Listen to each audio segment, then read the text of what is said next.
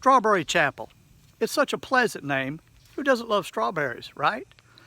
Well, at one time, this was the chapel of ease for the town that was here, which is no longer here. It's a wildlife preserve now on the Cooper River coming out of Charleston, South Carolina.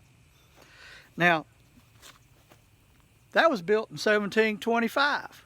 Now, if that isn't old, I don't know what is. 1725, Chapel of Ease for St. John's Parish. Now, Chapel of Ease, if you don't know, would be you had your main church, and so people didn't have to travel so far to the main church. You'd set up a chapel where they could go, and that would be kind of their church. Usually, baptism was important done there. It didn't have a graveyard. There were no funerals or nothing like that. This one's different. I don't know why, but this one was allowed to do all of that. As a matter of fact, you can see that there's a cemetery here. Something else that you might be able to see is there's a fence. This is private property, no trespassing. And there's barbed wire on top. I mean, it's serious business. And the reason why is because of vandals. People come in here and they tear stuff up. Thankfully, the church is not being tore up, but there are busted open monuments and everything else. It's just a shame. It's a shame. So I can't get inside, so what I did is I took a lot of pictures with my camera, with my telephoto lens and other lenses. So more than likely, this video is going to have like a lot of pictures kind of float through it. We'll see what the finished product does. So this was part of the Childsbury settlement. Now, Childsbury was a little town right here on the Cooper River. It was a busy little town. Behind me, right there, is the Harleston family vault. Now, this was also a receiving tomb. Most people don't know what a receiving tomb is. Back in the day, they didn't embalm people.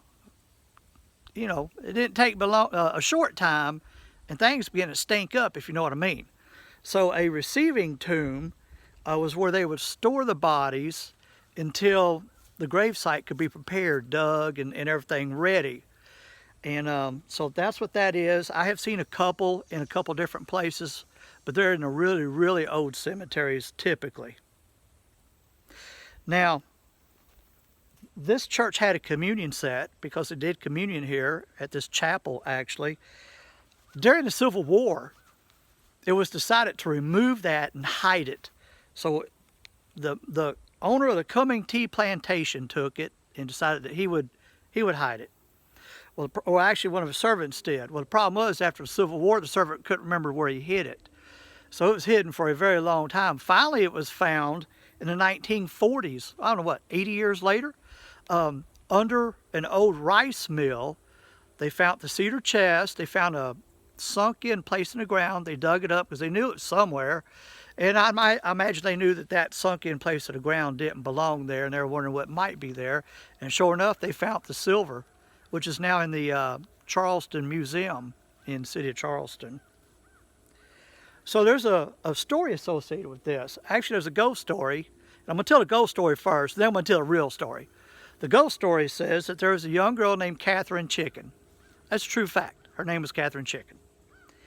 She was the great-granddaughter of James Child, of who this town that doesn't exist anymore, Childsbury, was named after.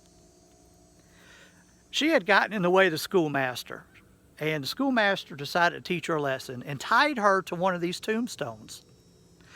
Now, the ghost story says that she was left overnight. When they found her the next day, she was dead.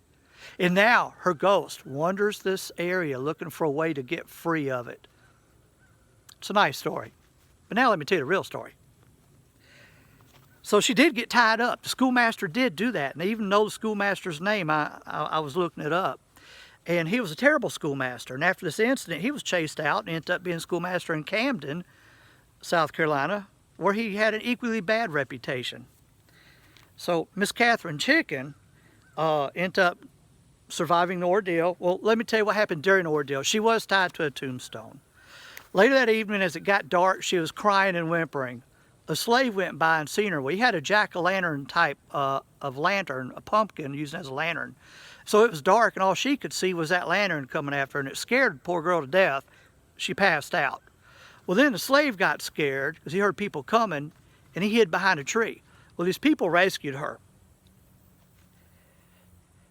So she ended up growing up, doing fine. She married a guy named Benjamin Simons III of Middlesburg Plantation, which is a few miles from here.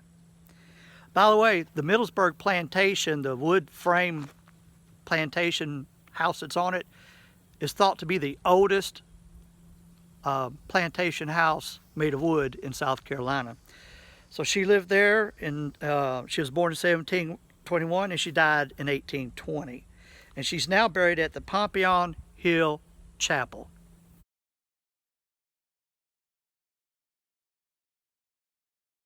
That plantation I was telling you about, Middlesburg Plantation, is now owned by the same guy that owns Moe's. You know, hey, welcome to Moe's!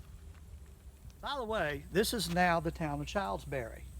Like I said, it has been grown over and is part of a natural wildlife preserve.